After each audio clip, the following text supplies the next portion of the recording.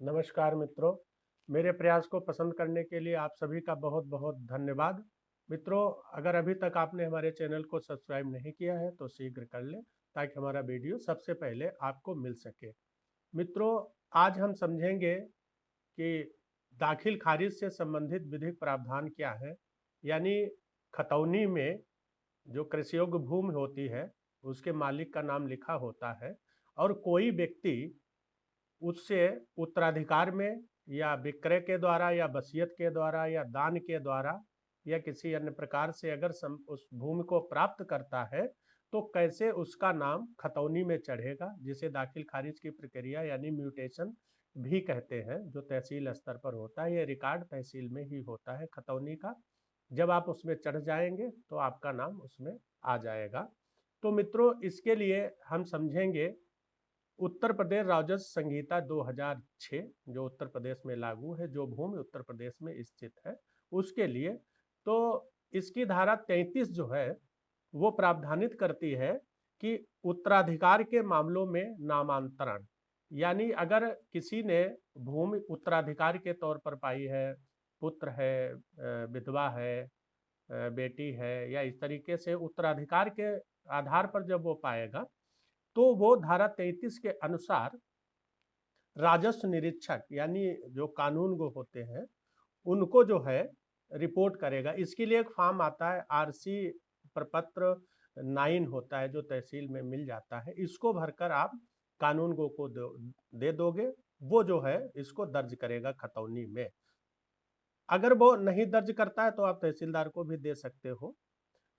देखिए, उपधारा के अधीन रिपोर्ट प्राप्त करने पर या उसके संज्ञान में अन्यथा तथ्य आने पर राजस्व निरीक्षक यानी कानून को, यदि मामला विवादग्रस्त नहीं है तो ऐसे उत्तराधिकार को अधिकार अभिलेख यानी खतौनी में अभिलिखित करेगा, यानी दर्ज कर देगा आपके नाम को, जो नाम पहले से चढ़ा है उसके ऊपर उसको काट देगा और आपका नाम यानी दाखिल खारिज, एक नाम दाखिल होगा एक नाम खारिज होगा।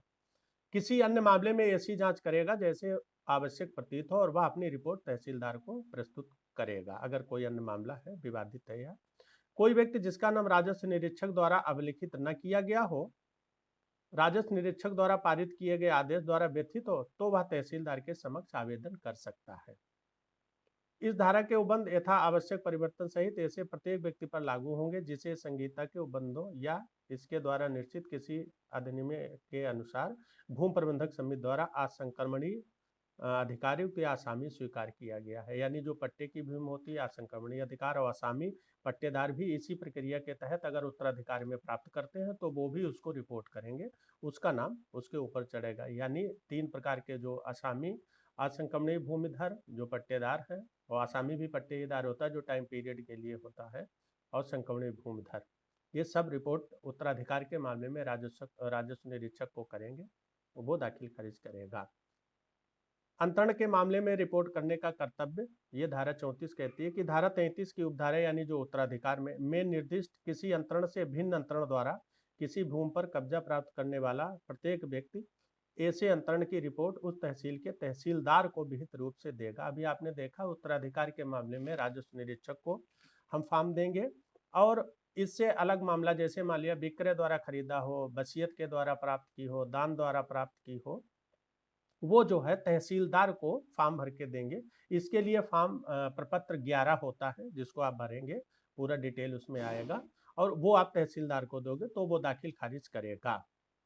अब इसमें धारा 33 या धारा 34 के अधीन किसी रिपोर्ट या तथ्य की जानकारी प्राप्त होने पर तहसीलदार एक उद्घोषणा जारी करेगा यानी एक नोटिस जारी करेगा, और ऐसी जांच जैसी आवश्यक हो प्रतीत हो, अगर विवादित मामला है तो उस प्रकार से वो आदेश पारित करेगा। अब अगर कोई व्यक्ति तहसीलदार के आदेश से उसका नाम नहीं दर्ज किया गया या गलत दर्ज कर दिया गया है, तो अगर ऐसा कोई आदेश होता है तो उस आदेश से व्यथित व्यक्ति जो है उप जिलाधिकारी यानी एसडीएम को अपील कर सकता है 30 दिन के भीतर, जब तहसीलदार आदेश करे। तो ये संबंधित प्रक्रिया है दाखिल खारिज से, जो धारा 33, 34 और 35 में प्रावधानित है। मित्रों, आज के लिए इतना ही। हमने ये समझा कि दाखिल खारिज की प्रक्रिया कैसे होती है। अगर हमारा वीडियो अच्छा लगा हो तो लाइक एवं सब्सक्राइब जरूर करें। वीडियो देखने के लिए जो कीमती समय आपने दिया उसके लिए आपका बहुत बहुत धन्यवाद।